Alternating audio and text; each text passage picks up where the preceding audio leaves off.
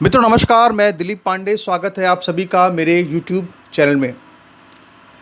मित्रों, आप इस बात को बहुत ही अच्छी तरह से और बहुत ही ध्यान से समझते हैं और जानते हैं कि ये जो मौजूदा वक्त चल रहा है, ये मौजूदा वक्त देश के विरोधियों के लिए, हिंदू धर्म के विरोधियों के लिए, हिंदुत्व के विरोधियों के लिए, देश की आत्मा के विरोधियों के लिए, मोदी के विरोधियों के लिए, इन सभी के लिए इस वक्त को गुजारना बहुत ही मुश्किल हो रहा है। ऐसे वक्त में अगर इन देशद्रोहियों को अगर कोई भी मिल जाए जिसमें उनको लगे कि थोड़ी सी उम्मीद है, कहीं कुछ उम्मीद निकल जाए, कहीं से मोदी की सत्ता कुछ हिल जाए, कहीं से भारत को थोड़ा सा बदनामी का शिकार होना पड़ जाए, तो जहां उनको जो मिल जाए उसके तलवे चाटना शुरू कर देते हैं। मित्रों, आज मैं चर्चा कर रहा हूं आशुतोष की, जिसको बहुत ही प्यार से हमारे बहुत सारे लोग तरह तरह की गालियां भी देते रहते हैं। हालांकि मैं गालियां तो नहीं दूंगा, हालांकि काम तो सारे उसके गालियों वाले ही होते हैं, फिर भी लेकिन आज मैं आपको ये दिखाना चाहता हूं, ये बताना चाहता हूं कि ये व्यक्ति कितना बड़ा चाटुकार है और इसको विदेशियों के तलवे चाटने में कितना आनंद आता है। और ख़ासकर अगर वो जो विदेशी है, अगर वो जिहादी मानसिकता का है, तो आशुतोष कुछ भी कर सकता है उसके लिए, मतलब तलवे चाट सकता है और जितने भी निजी अंग हो सकते हैं उसके, जो आप अपनी आम बोलचाल की भाषा में इस्तेमाल करते हैं, वो सब चाट सकता है आशुतोष। ये सब बात मैं इसलिए कह रहा हूँ क्योंकि अभी कल मैं जब YouTube पर सर्फिंग कर रहा था, जब मैं YouTube पर कुछ सर्च कर रहा था, तो उस दौरान मुझे एक वीडियो रिकमेंड हुआ। उस वीडियो में आशुतोष एक डिबेट कर रहा था और वो डिबेट वो प्रभु चावला जी के साथ कर रहा था, जो पहले आज तक में काम करते थे। उनका एक कार्यक्रम था सीधी बात, जिसको कि आपने सुना भी होगा, देखा भी होगा, बहुत पुराना कार्यक्रम है। वो एक वरिष्ठ पत्रकार हैं, उन्हीं के साथ बैठ करके आशुतोष जो है वो चर्चा कर रहा था। और उसने उस चर्चा का विषय क्या बनाया था? उसने उस चर्चा का विषय बनाया था कि आखिर उमर खालिद को बेल क्यों नहीं मिल रही है, आखिर शर्जील इमाम को बेल क्यों नहीं मिल रही है। इस वजह से वो परेशान था। संयोग की बात देखिए कि जब मैं इस कार्यक्रम को बना रहा हूँ, उसी वक्त अभी अभी सुप्रीम कोर्ट का फैसला भी आया है। उमर खालिद और शर्जील इमाम की जो जमानत याचिका है वो खारिज हो चुकी है, उस पर फैसला आया है। उसकी भी हम यहाँ पे चर्चा करेंगे कि आखिर फैसला क्या आया है और क्यों उसकी जमानत याचिका को खारिज किया जा रहा है। ये समझना भी बहुत ज़रूरी है, क्यों वो इस देश की एकता अखंडता के लिए एक बहुत बड़ा खतरा है और इस बात को क्यों खुद सुप्रीम कोर्ट के जज जो है इस बात को कह रहे हैं। तो हम इस पर चर्चा करेंगे आज। लेकिन सबसे पहले मैं ज़रा आशुतोष को ये दिखाना चाहता हूँ और आशुतोष के जो समर्थक हैं वो इस बात को समझें और देखें, खुद देखें कि आखिर वो विदेशियों के, मतलब क्या कहते हैं उसे, कि विदेशियों के, बाहर के लोगों के, जिहादी मानसिकता के लोगों के, उनके तलवे चाटने में उसे कितना आनंद आता है। ज़रा इसकी जो पूरी एक जो वानगी है वो मैं आपको दिखाना चाहता हूँ। जब इसने प्रभु चावला को डिबेट करने के लिए बुलाया, तब उस वक्त उसने जो अपनी शुरुआत में उसने जो अपना इंट्रोडक्शन दिया, उसने जिस तरह से विषय वस्तु को रखा, अगर आप उसको पढ़ेंगे तो आपको समझ में आएगा कि आशुतोष की जो मानसिकता है वो कितनी चाटू मानसिकता है। और ख़ासकर गजनबी गौरी, मतलब मोहम्मद गौरी, मोहम्मद गजनबी और मोहम्मद अली जिन्ना जैसे जो आक्रांताओं की मानसिकता वाले लोग हैं, उनकी तलवे चाटने में आशुतोष को कितना आनंद आता है। ज़रा सुनिए एक बार कि वो आशुतोष आखिर कह क्या रहा है। मैंने यहाँ उसका फोटो लगा रखा था कि आप समझे कि ये सब आशुतोष ने ही कहा है। क्या कहा आशुतोष ने, मैं आपको ज़रा यहाँ पर बताना चाहता हूँ। तो ये कहता है आशुतोष कि जोहरान ममदानी जो भारतीय मूल के हैं, भारतीय मूल के माता पिता के पुत्र हैं, बहुत छोटी सी उम्र में उन्होंने अमेरिका की राजधानी में तहलका मचा रखा है। मतलब कह रहा है कि बहुत छोटी सी उम्र में उन्होंने अमेरिका की राजधानी में तहलका मचा रखा है। यानी कि वो ये सोच रहा है कि अभी छोटी उम्र है, हो सकता है बड़ी उम्र में कुछ और भी कर जाए। अमेरिका की राजनीति में तहलका मचा रखा है और उसकी जो तरंगे हैं वो भारत में भी सुनाई पड़ रही हैं। इसके शब्द देखिए क्या है, कह रहा है कि जो तरंगे हैं उसकी, ठीक है, इसको तरंगे मिल रही हैं यहाँ भारत में बैठे बैठे। जोहरान ममदानी ने सारी अटकलों को खारिज करते हुए उन्होंने न केवल न्यूयॉर्क के मेयर का चुनाव जीता है, बल्कि अब वह आधिकारिक तौर पर न्यूयॉर्क के मेयर भी बन गए हैं। उनकी मां मीरा नायर ने कहा है, now she is the mother of New York. Meera Nair के बारे में कह रहा है कि मीरा नायर कह रही है कि अब वो न्यूयॉर्क की मां बन चुकी है, राजमाता। फिर आगे आशुतोष कहता है कि मीरा नायर मशहूर फिल्मकार, बहुत सारी अंतर्राष्ट्रीय फिल्में बनाई हैं, लेकिन इस वक्त वो जोहरान ममदानी की माँ हैं। जोहरान ममदानी ने शपथ लेते ही एक विवाद को जन्म दिया है। उन्होंने भारत में पिछले 5 साल से जेल में बंद जवाहरलाल नेहरू विश्वविद्यालय के रिसर्च स्कॉलर उमर खालिद का जिक्र किया और उमर खालिद को याद किया। उमर खालिद को लेकर देश में 2 अलग अलग राय हैं। एक, उनके ऊपर राय यह है कि दरअसल दिल्ली में जो दंगे भड़के थे उसकी साजिश में वो शरीक थे। यह सिर्फ राय नहीं है, सबूत है इसके।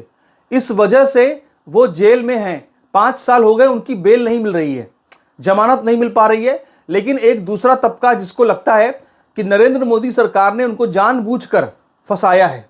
अभी पूरी पोल खोलेंगे आज तो उसकी, आज जेल में बंद कर रखा है।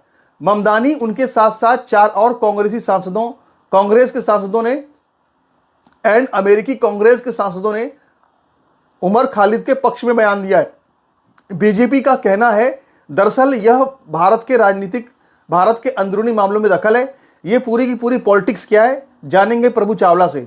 फिर आगे, प्रभु जी आपका बहुत बहुत स्वागत है। जोहरान ममदानी भारतीय मूल के पहले न्यूयॉर्क यानी कि दुनिया के सबसे अमीर शहर का मेयर है। आपको खुशी होती है कि नहीं? आप खुश होते होंगे ये खबर जान के, इस खबर को सुन करके।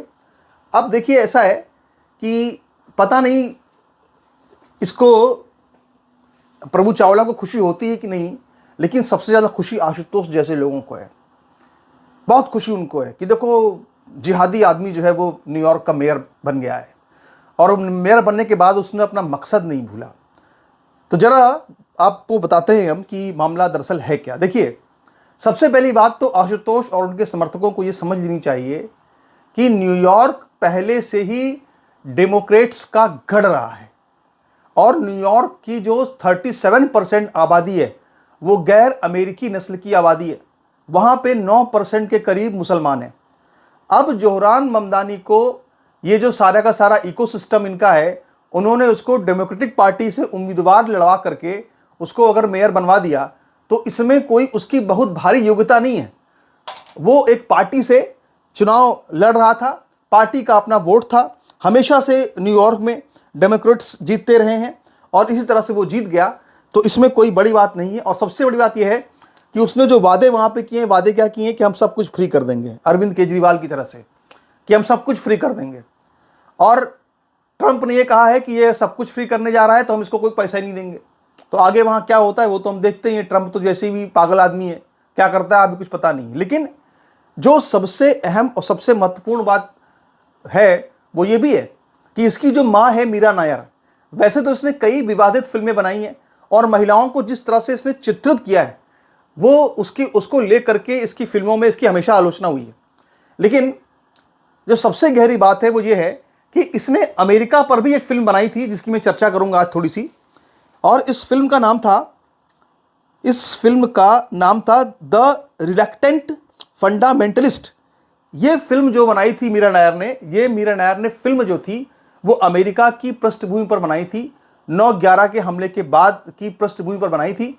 और इस फिल्म में उसने ये दिखाया कि 9/11 के आतंकवादी हमले के बाद अमेरिका में किस तरह से मुसलमानों का शोषण हो रहा है।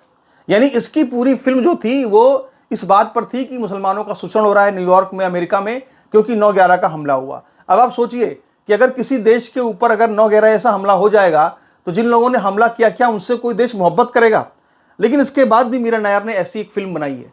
तो ये तो मीरा नायर की बात रही, ये तो जोहरान ममदानी की बात रही जो मैंने आपको बता दी। लेकिन अब जरा बढ़ते हैं इस विषय पर कि आखिर उमर खालिद और शरजील इमाम जैसे लोगों को आखिर सुप्रीम कोर्ट जमानत क्यों नहीं दे रहा है, आखिर हाई कोर्ट में भी इनकी जमानत क्यों खारिज हो गई, और क्या वजह है कि ये जो आरोप लगाते हैं कि 5 साल से वो जेल में बंद है, उसको बेल नहीं मिल रही है, आखिर इस सवाल में कितना दम है, इसकी भी चर्चा करना जरूरी है। जो बार बार ये कहता रहता है ना आशुतोष की, कुछ लोग कहते हैं, कुछ लोगों की राय है, अपनी राय नहीं बता रहा कि मेरी राय क्या है। वो क्या कह रहा है, कुछ लोगों की राय है कि मोदी जी ने उनको गलत तरीके से बंद कर रखा है। अरे मोदी जी क्यों बंद करेंगे गलत तरीके से? उसके खिलाफ प्रॉपर सबूत है। आप देखिए, बताता हूं आपको। सबसे बड़ी बात यह कि आज क्या हुआ, सुप्रीम कोर्ट ने आज भी उसकी जमानत याचिका को खारिज कर दिया। ना सिर्फ उसकी, उमर खालिद की, बल्कि शरजील इमाम की जमानत याचिका को भी उसने खारिज कर दिया है सुप्रीम कोर्ट ने। और ये कहते हुए खारिज किया कि ये जो शर्जील इमाम और उमर खालिद हैं, ये दोनों लोग जो है दिल्ली दंगों की मुख्य भूमिका में थे, ना सिर्फ केंद्रीय भूमिका में थे, इनके खिलाफ पर्याप्त सबूत हैं, बल्कि ये दिल्ली दंगा शुरू करने से लेकर के दिल्ली दंगा खत्म होने तक ये भूमिका में थे। ये बात सुप्रीम कोर्ट ने स्वयं कही है। और सबसे बड़ी बात क्या है कि सुप्रीम कोर्ट ने आज जो है दिल्ली दंगे से जुड़े 5 लोगों को उसने आज सुप्रीम कोर्ट ने जमानत भी दी है। हम तो इसका भी विरोध करते हैं, क्यों दी गई जमानत, और ये कहते हुए जमानत दी है कि दरअसल हम इस पूरे दिल्ली दंगे के मामले में हर व्यक्ति को जो हम जमानत दे रहे हैं, सजा दे रहे हैं, वो इस हिसाब से दे रहे हैं कि उसकी व्यक्तिगत भूमिका वहां पे क्या थी। अब ये बात कहते हुए सुप्रीम कोर्ट ने गुलफिशा, मीरान हैदर, शिजाउर रहमान और सलीम और शादाब, इन 5 लोगों को सुप्रीम कोर्ट ने जमानत दे दी, लेकिन उमर खालिद को और शर्जील इमाम को इसके बाद भी जमानत नहीं दी है। तो अगर सुप्रीम कोर्ट जमानत नहीं दे रहा है, अगर हाई कोर्ट जमानत नहीं दे रहा है, तो उसके पीछे कुछ वजह होगी। ऐसा तो नहीं कि वो ऐसे ही फैसला दे रहे हैं। दरअसल देखिए, सबसे बड़ी बात यह है कि जो महत्वपूर्ण बात यह है कि जितने भी ये आपका पूरा लेफ्ट लिबरल इकोसिस्टम है, इसमें कई लोग जो है धड़ल्ले से आकर के बार बार खुलेआम टीवी पर, ये अपने चैनल पर ये बोल रहे हैं अभी तक चार्जशीट नहीं लगी, अभी तक सुनवाई शुरू नहीं हुई।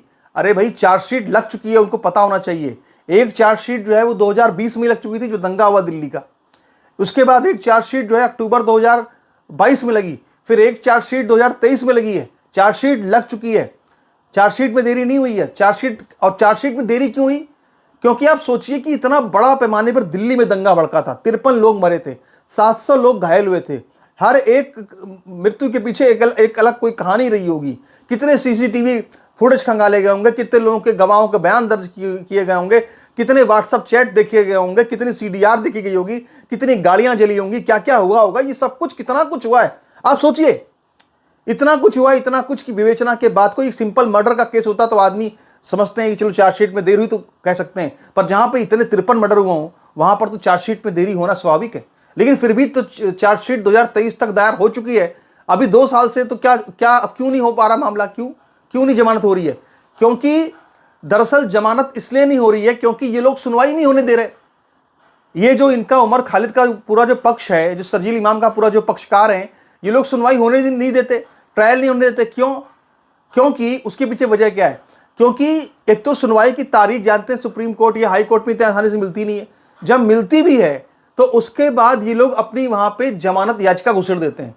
अब सुप्रीम कोर्ट, हाई कोर्ट इनकी जमानत याचिका पर बहस करे पहले, या दंगों पर बहस करे। समय तो लिमिटेड है, तो इन्होंने अधिकांश समय तो इन्होंने बार बार उनको जमानत दिलाने में ही गंवा दिया, बार बार जमानत याचिका डालते रहे, इस वजह से वहां लेट होता रहा। इसके लिए कतई मैं समझता हूं कि कोई अदालत या कोई सरकार इसके लिए जिम्मेदार नहीं है। इसके लिए जिम्मेदार तो यही लोग हैं, क्योंकि इनके पीछे इतनी बड़ी बैकिंग है। इनको लगता है कि हम जमानत ले लेंगे, लेकिन ये साफ साफ जजों के द्वारा से ये कह दिया गया है, ये साफ साफ बोल दिया गया है कि ये लोग एकता अखंडता के खिलाफ काम कर रहे थे देश की।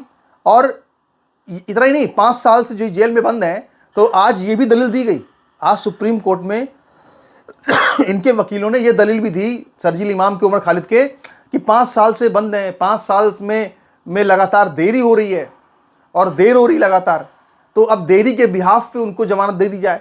इस पर भी साफ साफ कह दिया कि जब मामला देश की एकता अखंडता का है तो उसमें हम देरी वाले बहाने पर या देरी वाले तर्क को नहीं मान सकते, हम इनको जमानत नहीं देंगे। ये बात खुल करके सुप्रीम कोर्ट ने भी आज कह दी है। तो भाई, हमारा ये कहना है कि ये जो आशुतोष हैं और ये जो जोहरान ममदानी हैं, ये क्या बातें कर रहे हैं यार। ये कौन सा अमेरिका देश, जो एक चुने हुए अमेरिका, जो कि एक किसी, चाहे चुना हुआ हो, चाहे तनाशा हो, चाहे कुछ भी हो, लेकिन वो उससे जंग में नहीं लड़ते हैं, आ करके उसको किडनैप करके ले जा रहे हैं किसी राष्ट्रपति को। ऐसा देश जो एक तानाशाह चला रहा है इस वक्त, उस देश में, उस देश के नागरिक होकर के तुम कौन सी बहुत अनुशासन की, मूल्यों की, लोकतंत्र की दुहाई दे रहे हो? ये सब बातें अपने पास रखो। और मेरा इतना साफ साफ कहना है, अपने सभी मित्रों को संदेश है, सब लोगों को संदेश है कि ध्यान रखिएगा हमेशा कि अगर किसी देश की सुरक्षा को सबसे बड़ा खतरा कहीं से होता है तो हमेशा देश के गद्दारों से होता है, जो देश के दुश्मनों से हाथ मिलाते हैं, जो देश के दुश्मनों के तलवे चाटते हैं। और ये जो आशुतोष, ये सब जो लोग हैं, ये बेसिकली ऐसे ही लोग हैं जिनको कि गजनबी गोरी में ही उनका उद्धारक नज़र आता है। उनको लगता है कि कोई आकर के इस संसद के ऊपर जो है वो चांद तारा लहरा दे, तभी इनकी मुक्ति होगी। इनको मन में ये लगता है कि इनके जीते जी ऐसा हो जाएगा, लेकिन मैं बता दूं कि इनके जीते जी कभी ऐसा नहीं होगा। हम सभी राष्ट्रभक्त लोग जो है इस तरह के देशद्रोही के खिलाफ लगातार खड़े हैं और लगातार लड़ेंगे। नमस्कार।